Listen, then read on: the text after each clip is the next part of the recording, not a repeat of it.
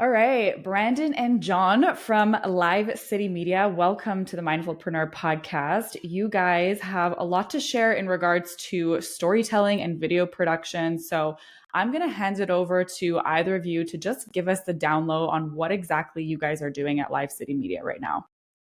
Thanks so much for having us, Alyssa. I guess I'll take it away to start. We began Live City in 2013. As sort of a video production and sound recording combo for live bands. Since that time, we've pivoted to become a full-on video production company, mostly servicing businesses, large and small.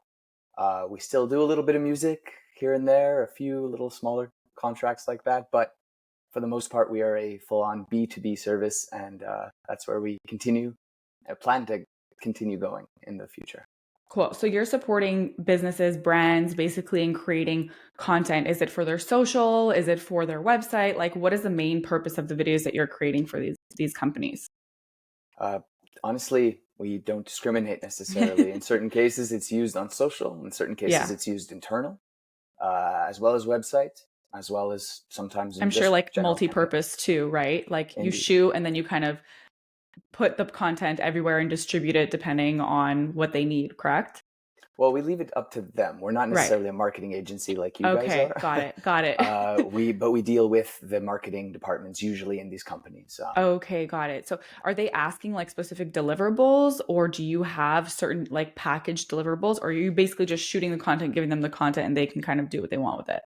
We're as flexible as we can be, ultimately. So it really depends. That's what's so, fascinating about our business, I find, is that every day is different. Every project has its own set of parameters. In certain cases, we're creating formats for social media, different social media. We've had something go on TV a few years back, which was kind of cool. That's fun.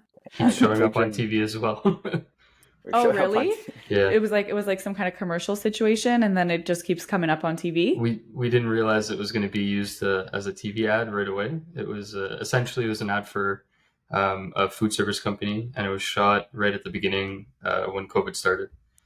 So they wanted to sort of promote their delivery service, and then next thing you know, we saw it as a Super Bowl commercial in Canada, a local Super Bowl commercial. Yeah. Wait, that's nuts. Very local. Don't they need like the rights to do that? Did they have like free reign? The only thing that they needed, or at least from our end, was for us to repurchase a music license that allowed them to broadcast on TV to a certain number of people. Otherwise. That's insane though, because I know like with influencers, for example, if they're creating content for a brand and then that brand uses that content to advertise, they actually charge more for it because they're going to be repurposing it and using it to make money. So I'm curious, because this was a few years back and you guys were maybe just getting started. Like, did you guys set yourselves up to be able to monetize in that regard? Or was it just like one and done and now you're like kicking yourself? It was essentially yes. A bit of an oversight that it surprised us. Honestly, my mom called me up and she was like, "Oh my God, I just saw your ad on Super Bowl. What, are you guys getting paid royalties or something?" Yeah, for real. We were not, and oh man, we weren't informed that it would be on like that. We call it a learning opportunity. Of course. Yeah. Right. Yeah. We go through lots of those as entrepreneurs. So, John, Brandon, you guys met in university, is it? Or like you were lifelong best friends? Is that what it is? Okay. Yep. Lifelong best friends, started the business in university. What made you like want to get into this aside from like the music scene? Where were you just like, okay, like I'm excited. This is a passion. We love doing this. Like, let's make money from it now. Well, the story of our founding is not exactly riveting or anything that you'd ever see in a movie. I got to say that, since we were kids, we've been friends since we were 6. And since we were kids, we weren't necessarily entrepreneurial, but we were always industrious. So, for example, when the school banned trading cards on the schoolyard, we started making our own. You know what I mean? So we always had some project, something going on. Mm-hmm. So in university, John, like I said, was studying to become a sound engineer. I was in communications at Concordia University in Montreal. And we kind of decided to just pool our talents together. I knew I wanted to do something for myself that wasn't necessarily going to be achievable if I just stuck with my degree. Mm-hmm. Of course, I finished my degree, but I wanted to start something and have something else going for me. Sure. And so of course I dragged John into it with me, but no, he was all too willing, and we've been able to continue on until this day.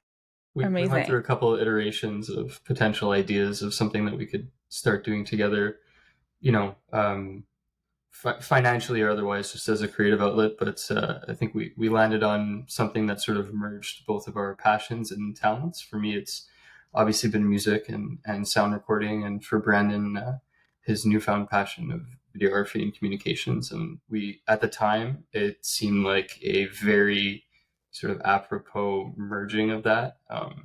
We soon learned that, unfortunately, bands and artists don't necessarily have the budgets that are required to run the type of business we were looking for. And so we ended up leveraging certain personal connections that we had in the corporate space. And I mean, long story short, that led to me learning how to pick up a camera and do editing and do all that other stuff. And now Hmm. I think we're both quite ambidextrous when it comes to all that sort of production Yeah, because you world. guys work with a lot of different industries too. So I feel like, it's beneficial for sure to be flexible. And if ever you did want to kind of niche down, you totally could. But I think it's a good lesson for like anyone listening. If you're trying to target a specific demographic, it's interesting because I always say like the more specific you are, the more like kind of success you could see in terms of conversion and whatnot. But if you're targeting a market and they're not necessarily converting or speaking to you or have the budget that you want in order to like be successful in your business, or maybe your market is just too small, right, and almost too specific, then maybe take a step back, zoom out, and be like, okay, what else or who else can we target and connect with and do the same things and still be able to kind of like tell their stories in the creative way, because music is extremely creative, it's passionate, and you're using music in building these stories and these videos that you're putting together for your clients. So on that note, for anyone listening, like why would it be important for them to focus on storytelling through video and use that as a growth tool for their brand? Well, for a business specifically, storytelling is an excellent way to get an audience, a wider audience that doesn't necessarily know you, to sort of introduce themselves to you. It familiarizes them with you Mm-hmm. and what you represent as a company. Um, in the same way, video is so good at, especially through interview, I should say, at Yeah. revealing the humanization of a company, who the Right. people are behind it, right? Which isn't Mm-hmm. always visible day to day. Yeah. And that is something that we've really, really, if I could say that we had one niche, it would be that sort of corporate video, which Like interview style where you're connecting with the people within the company doing the things, right? that's right. That's right. Mm-hmm. And some of those videos that we've done for that sort of style have resonated. They continue to resonate today. And we keep hearing feedback that they're circulating through a company and everyone loves it. Everyone's freaking out because we were able to encapsulate a story in a way that these people had never seen before, right? Mm-hmm. Wow, that's our business represented in that way. That's incredible. So even for them, Yeah. it was a standout. For sure. And I think the goal is to, and, something that like we spoke about, Brandon, before, jumping on this recording, is the concept of not just having video to have video, like to have some kind of concept and story behind it. And the main goal really to be to move somebody or to get some kind of reaction, right? And that reaction can look like a lot of different things. It could be to make them feel joy, to make them feel empathy, to make them feel frustrated, right? If you're, let's say, presenting a solution to a problem, you want to evoke that frustration feeling before showing that solution. So all of these different elements can really come through in building these stories. And what's so special about video is that like stories, I think, like naturally people think story, they think like a book, right, words on paper. Of course. But what's amazing about video is that we have that visual aspect to it. So we have movement, we have sound, we have all of these engaging elements. But like I said, just video for the sake of video, it's worthless, it doesn't mean anything. So where should we start? And like if someone wants to start using video, what do you suggest that they do to put something together that would help them convert in their videos to potential clients, for instance? Go ahead, John. I mean, there's a lot of starting points that you could hone in on, but I think maybe the most effective one would be try to figure out what problem are you trying to solve, or Yeah. what problem are you trying to solve for your clients, and sort of what are the most effective steps, what's the most effective path to get there. Hmm. Just as a starting point. I mean, after that, there are so many other steps. But if you really hone in on sort of where you're trying to bring your client, I think, or your potential customer base, I think that's probably for me the most effective starting point. Right. And it's like what is the outcome that you want from doing this, right? So like Exactly. another way that we can maybe look at it or rephrase it is a CTA, a call to action. Yeah. What action do you want the person watching the video to take after watching it? Not to say that everything needs to be like converting in that sense, because sometimes videos are just there to kind of send a message and not necessarily get someone to take action. But Right. I do think that especially if we're looking at crafting something to help generate sales, for instance, we start backwards, instead of saying, okay, let's, put these images together and then figure out what the story is. And then like, okay, well, what do we want them to do after that? Like kind of start at the end point, be like, all right, what is it that we want them to do? And then what is the story that we want to tell? And also generally like what our goals are, right? And then once we have all those pieces, we can kind of like tell the whole story, right? And I would add one more thing, and Mm-hmm. another important factor to consider is, what is our voice? Yeah. We have a story to tell, but what is the way in which that we want to tell it, right? Mm-hmm. Whether that's from the frustration angle, what's the emotion that we want to convey? The frustration, the joy, certain emotion, sadness, perhaps, that can indeed help, sell a product in certain ways or sell a service in certain ways. Yeah. And if I So may sorry, yeah, go go ahead, ahead. Mason. No, Oh, no, I no, was just going to go. say, if I may interject, I think the most effective videos that we've had, the ones that have had the most impact on our clients, have been the one that have elicited some kind of emotional response, whether it's joy, Mm-hmm. laughter, sadness, what have you, frustration. I think those are the ones that typically tend to do the most or do the best and have the most like engagement afterwards, whether it's on social media or if it's being shown at an event, sort of live reaction type thing. The ones that sort of hit the nail on the head of some emotion, some feeling. I think those really perform the best. Mm-hmm. Now, the big question is, how do you elicit that emotion? Well, Yeah. that's what your friendly Tell local us. videographer is for. In some cases, no. And that's something that I think we've had to really adapt to over the years, is learning how to speak all the different languages of these Mm-hmm. different companies, whether it's fashion, finance, medical, aviation, or technology. We've learned to speak many different languages and, sort of understand what different target markets or target clients uh, like to see, like to Mm-hmm. feel in a way.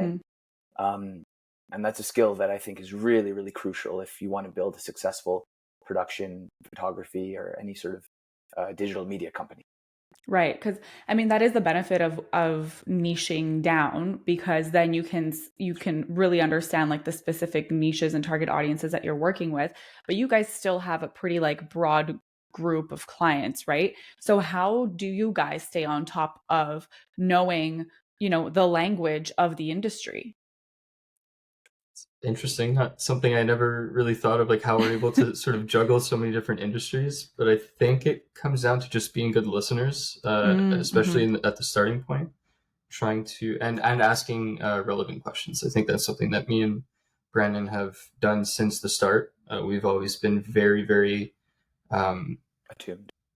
attuned, and we always just want to get as much information, as much detail from the client as possible before embarking on a project. So, and I think that that's allowed us to really learn a lot about a breadth of different industries. Yeah, that's great. That makes a lot of sense. So, like, if someone were to come up to you, a company, a business, a CEO, and they're like, hey, we want a video. This is what we want to get out of it, but we're not quite sure what the video is going to be about. We have an idea of our brand voice, but we're not 100% sure. What is your process? Like, how do you work with someone like this? Do you have, a way to extrapolate all this information from them aside from, basic questioning? I'm curious to know like what that creative process is like from onboarding that client to then finally producing the entire video.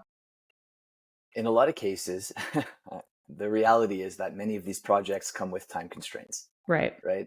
So often a CEO will never just say, I just need a video. Mm. Or if they do, we'll say, okay, well, what are the actual operating parameters that we have here, right? Because, it can be he or she, I should say, can want a big global sweeping program that kind of, explains how they are worldwide and international. Yeah. But the reality is oftentimes people come to us, we have 3 weeks before delivery. Yeah. What can you guys do? So in that case, I would say, okay, well, what are the actuals that we have to work with, right? You have sort of your goal. Give us the key salient points that you really want to convey. We'll turn it into a script. We'll turn it into something that can actually then be the core around which the video or production can be built. Mm-hmm. So that comes with meetings, that comes with discussion, and that comes with a little bit of research on our end too. What have other companies in that space done before? Not that we like to copy, but research is necessary, as I'm sure you know, Yeah, in the for marketing sure. space, right? And then from there, we go back and forth on a few ideas, but we make sure that the client is kind of aware the whole time of where we want to take this vision, right? In some cases, they Because have the vision storyboarding already. takes long. It's Story, not like, Right. it it's an doesn't art. happen at the snap of a finger. It's an art, exactly. And storyboarding even is a step for later, right? That's when we actually want to start representing visuals. Yeah. But Sort of case, this concept is really is first. Concept is always first. Make sure that's locked in. Make sure that's airtight. Mm-hmm. Of course, it'll always have a bit of wiggle room to change, but then comes the visual narrative stuff. Then comes the, okay, where are we shooting? Who are we filming? Mm-hmm. How much time do we have in the space realistically? You guys build out like shot lists and stuff like that? Yeah. Shot list, shot plan, storyboard, call sheet. There's a whole bunch of stuff that goes into the pre-prod. How much of it like veers away from the original storyboard once you actually get shooting? Because I'm sure that there are so many other factors that come into play. It's like, realistically, the beautiful storyboard that you took so much time to put together, that would be absolutely perfect from A to Z. Like, chances of that actually coming true, I feel, based on my experience, are pretty slim. Like, there's always a change. And also when you get there and you're shooting, like, I feel like you also get inspired by what's being presented, right? So maybe the light's hitting a certain way and you're like, oh, that looks really cool. Like, why don't we get this angle? You didn't think about that when you were drawing out your storyboard, right? So like, it's definitely different when you get in the space and ideas might come to you. I was actually thinking about this earlier today, and like, personally, it's a bit of a pet peeve of mine when we start veering too much, but that's just me personally. I know a lot of the best ideas kind of happen in the moment. I just tend to be like a very sort of structured person in that regard. Fair. But I think if you can get 75% of your storyboard as it is, like if 75% of it comes out the way that you had planned beforehand, that's a win.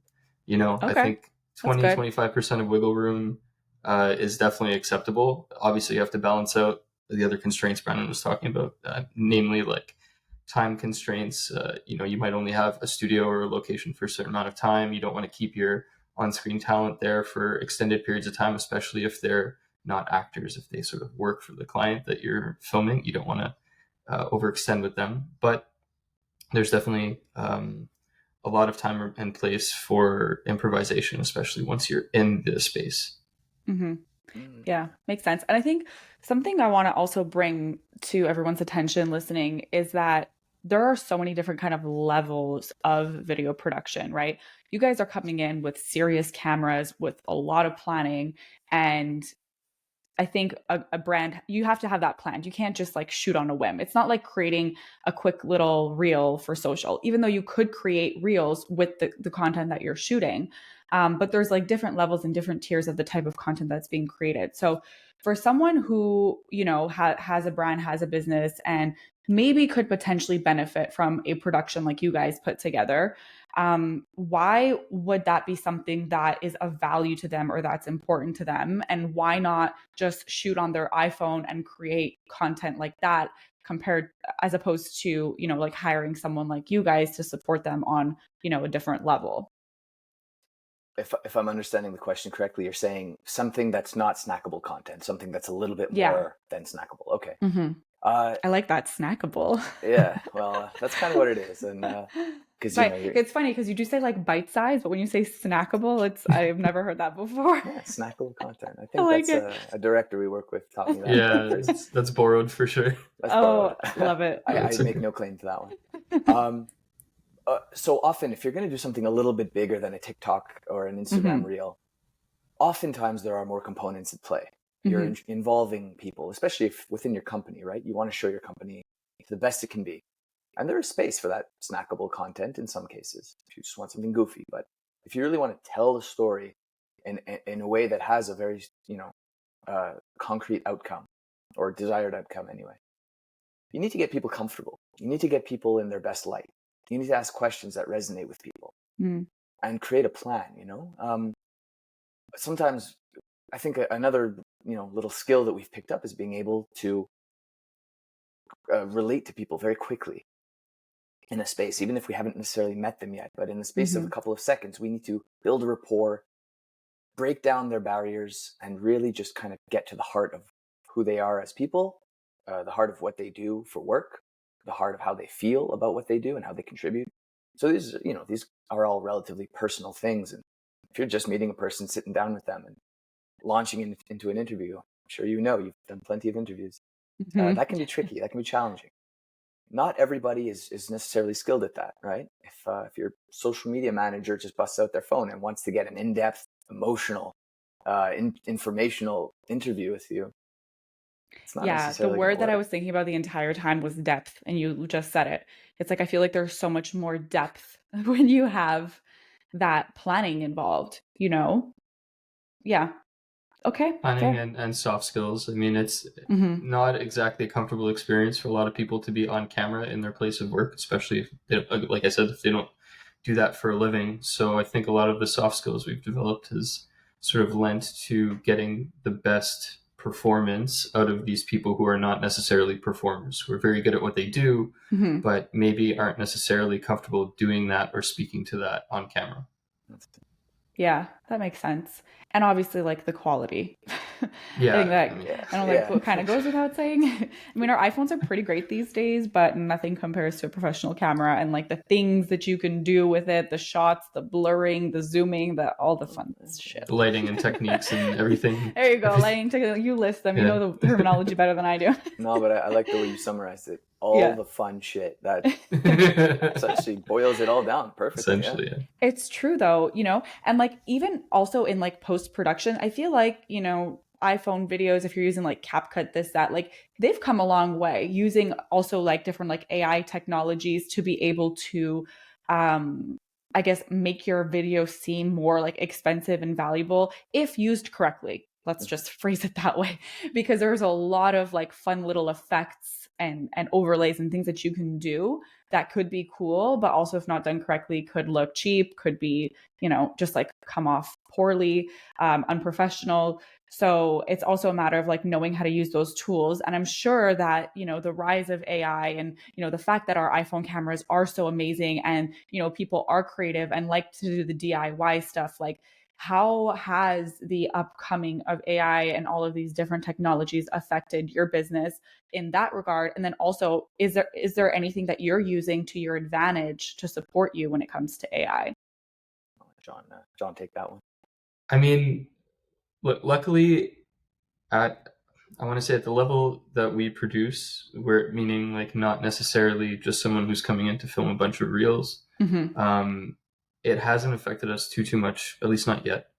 At least not negatively. I think we do use AI to our advantage, whether it's ChatGPT just prompting some questions or a script or what have you, sort of How synthesizing. Amazing.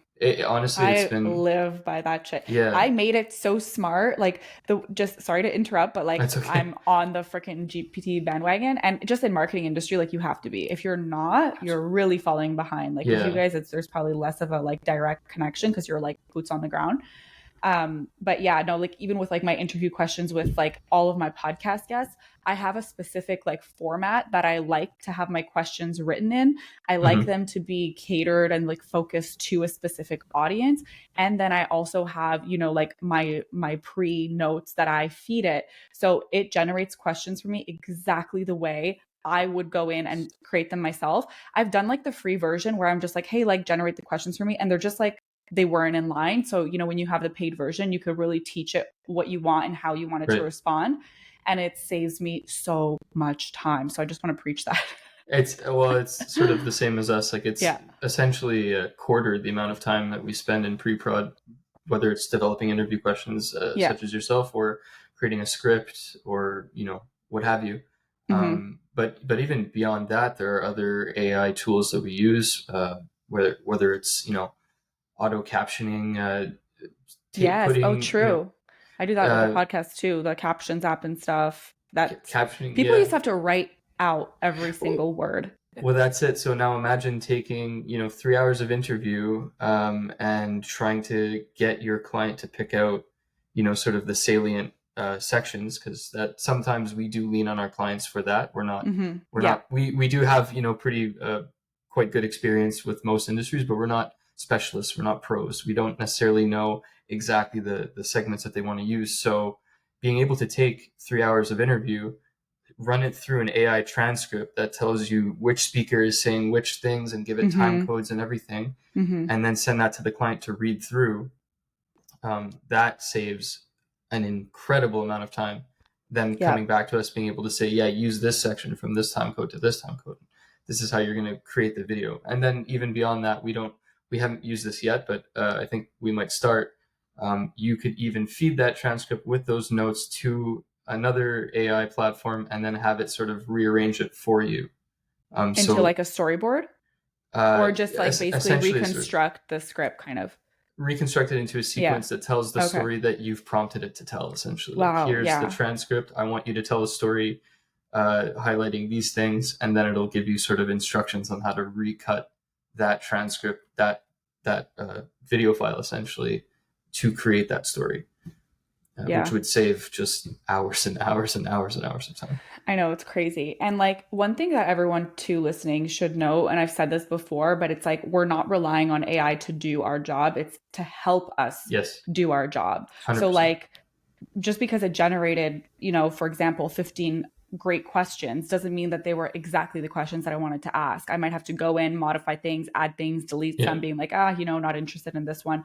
But it's like such a good starting point, because instead of having to think like 15 questions doesn't sound like a lot, but when you're trying to curate questions that are so specific to a demographic, to be able to support people in this way, that way, and this way, it becomes tedious, and it does take a long time. And it used to take me like between like an hour and a half to like properly prep for each episode. It takes me 15 minutes now.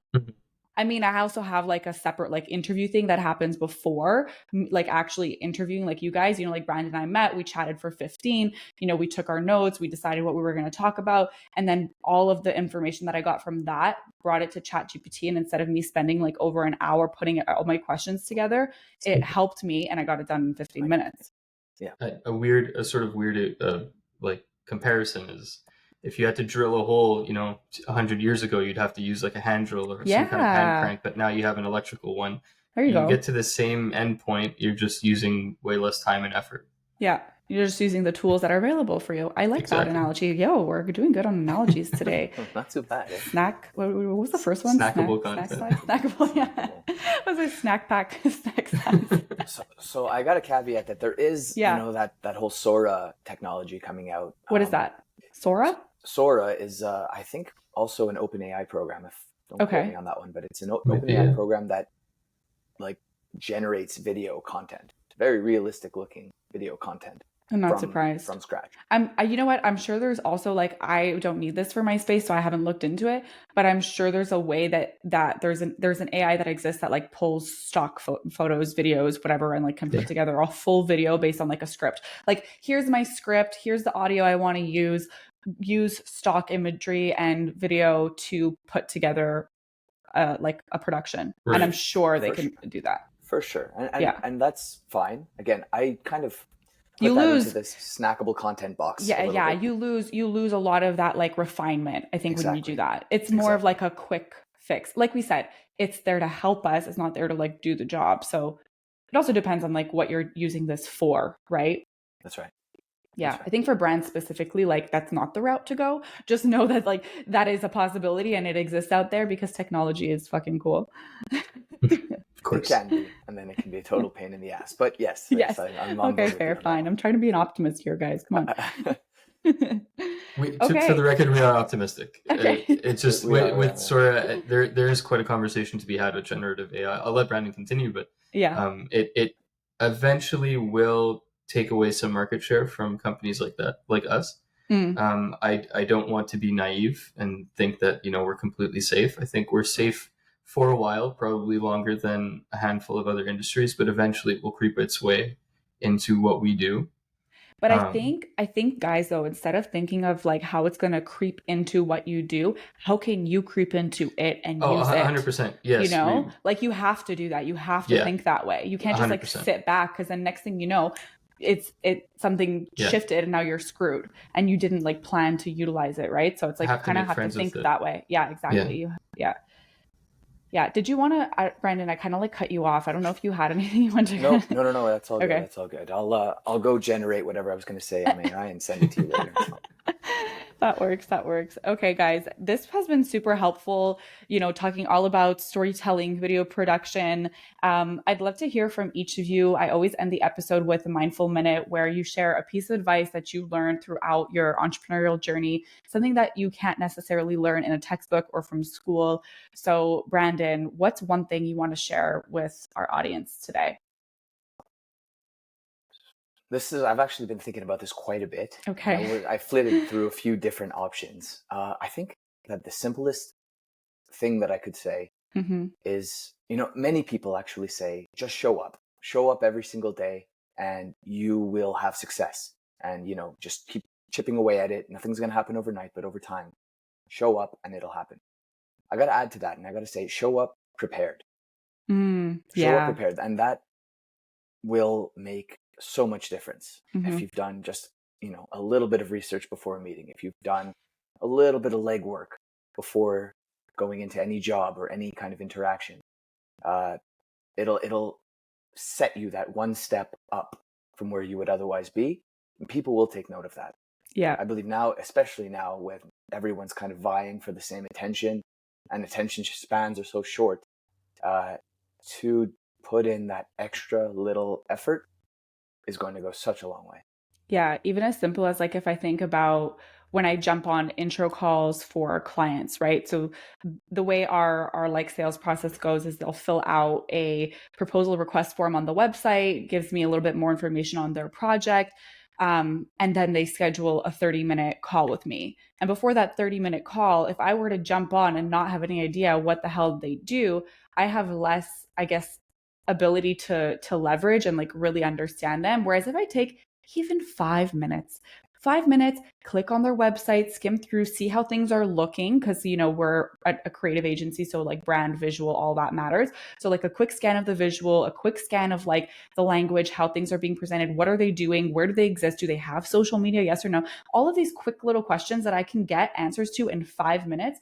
I can then on that call when they're discussing what they need, and I'd be like, oh well, I noticed like you weren't on social media or like you haven't posted since May. Like, why is that? Why did that happen? And just having that extra level of knowledge definitely separates you and like puts you apart. And clients are like, or potential clients, prospects are like, oh wow, like they looked into me, they care, they're paying attention, and that it does go a long way. And honestly, 5 minutes, it took 5 extra minutes for me, and always makes a really big difference. So totally agree. Love that. Show up prepared. Okay, John, what's your mindful minute?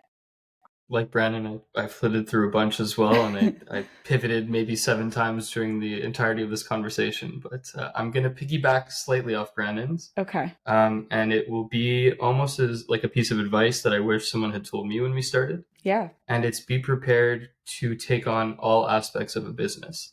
I think a lot Mm, of people who start a business and are an entrepreneur, they're very good at what they do, which is yes. essentially oftentimes some kind of creative skill or A trade service. of sort. Yeah. Yeah. Exactly. But as we all know, as business owners, there are so many more aspects to look into. There's the accounting, there's sales, like even in video production, all three main phases, you could even say four, but pre-production, production, and post-production. Like we didn't What would really be the have fourth? You uh, said, conceptualization or ideation. So it's even okay. before pre-production and planning. Got it. Okay. But that one isn't talked about quite as much. Hmm.